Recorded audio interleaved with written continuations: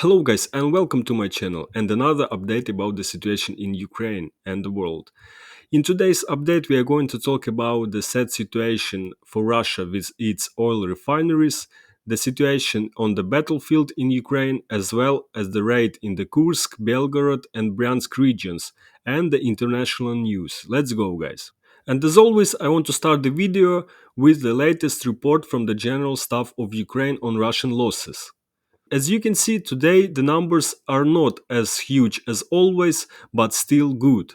Over the past 24 hours, Russia has lost approximately 970 soldiers, as well as a big amount of military equipment, namely 5 tanks, 17 armored personnel vehicles, 11 artillery systems, 2 anti-aircraft warfare systems, and 27 vehicles and fuel tanks, guys. Also, fires at oil refineries continue to occur in Russia.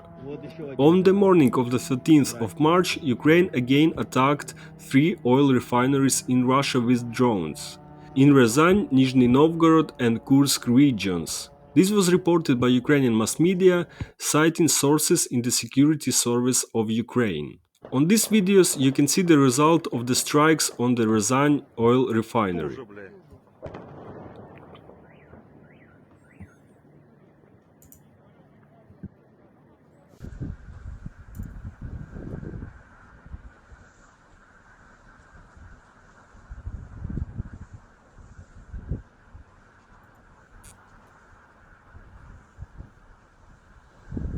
Also, later that day, the governor of Rostov said that drones attacked the Novoshakhtinsky oil refinery in the Rostov region.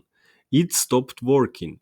Lukoil vice president Vitaly Robertus died suddenly at the age of 54. The company's press service reported on its website. What is funny that the day earlier, Reuters wrote that the Ukraine halted at least half of the production of the Lukoil oil refinery in Nizhny Novgorod.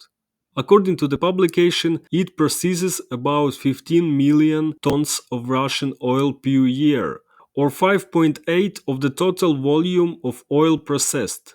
And later, Bloomberg wrote that in total 12% of Russian oil refining capacity was damaged by the Ukrainian UAVs in the last 2 days. And now, friends, let's talk about the situation on the battlefield. The commander-in-chief of the armed forces of Ukraine, Alexander Syrsky, stated that the enemy continues to conduct offensive actions, concentrating the main efforts in Terna, Ivanivske, Berdychi, Tonenke, Verbove and Robotyne districts. Also, Deep State updated their map and said that enemy advanced in Novomikhailivka, Orlivka, Pervomaiske and east of Terny. Syrsky also stated that the armed forces of Ukraine started the rotation of troops in the Zaporizhia direction. And now his direct speech, guys. Despite the rather difficult situation on the entire front line, we managed to start the process of rotations and replacements of units that have been performing combat tasks at the front line for a long time.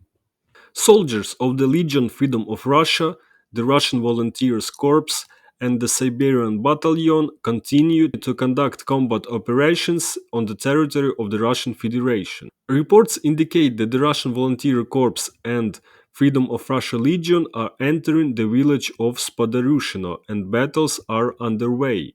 The video has appeared from the outskirts of this settlement, where you can see how the Russian army hangs a white flag in the front of advancing units of the Russian Volunteer Corps. Take a look, guys.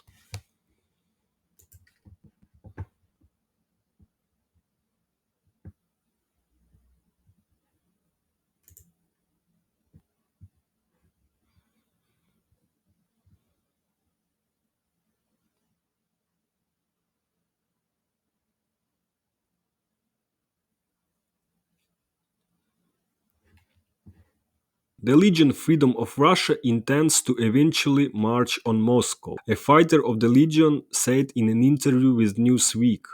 I hope that one day we will achieve the main goal of destroying Putin and his regime, he said.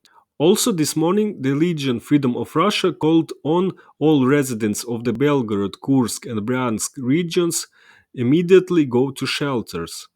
It is reported that the center of Belgorod was hit by a Grad MLRS.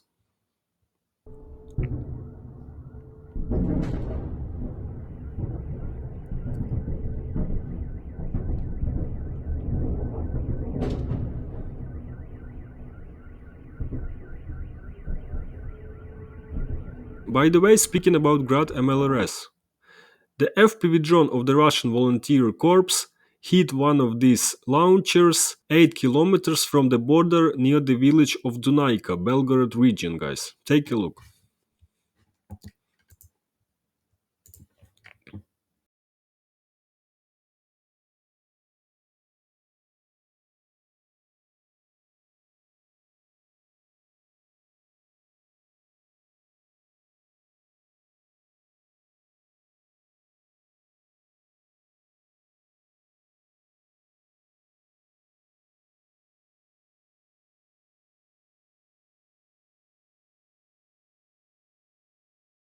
Putin reacted to the fighting on Russian territory and claimed that about 300 foreign mercenaries attacked the Russian border.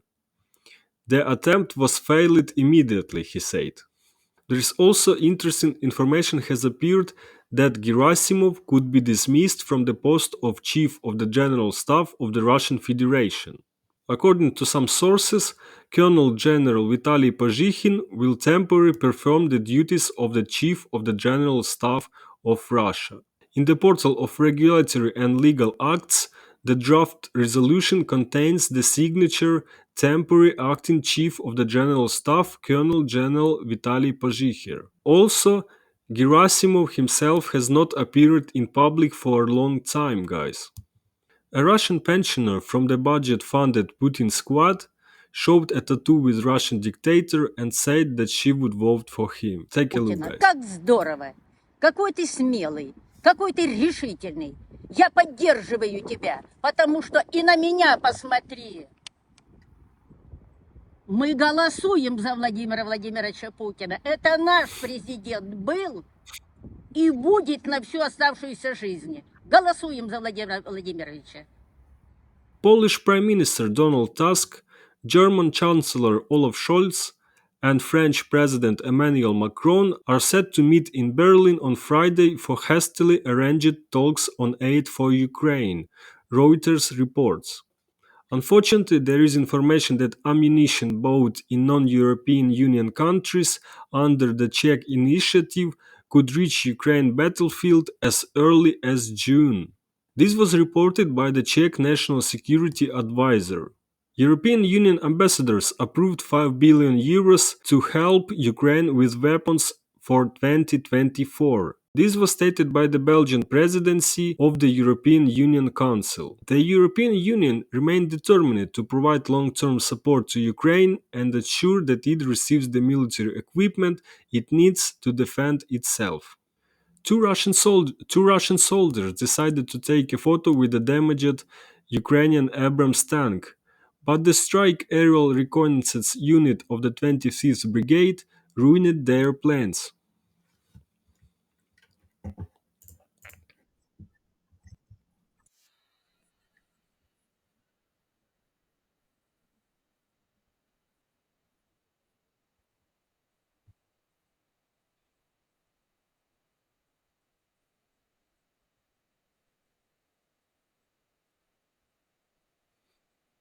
Okay guys, that's all for today. If you like this video, you can subscribe, give it a big thumbs up and leave a comment. Also, you can subscribe on my Telegram channel where you can find uncensored footage from this video. See you soon guys, bye bye.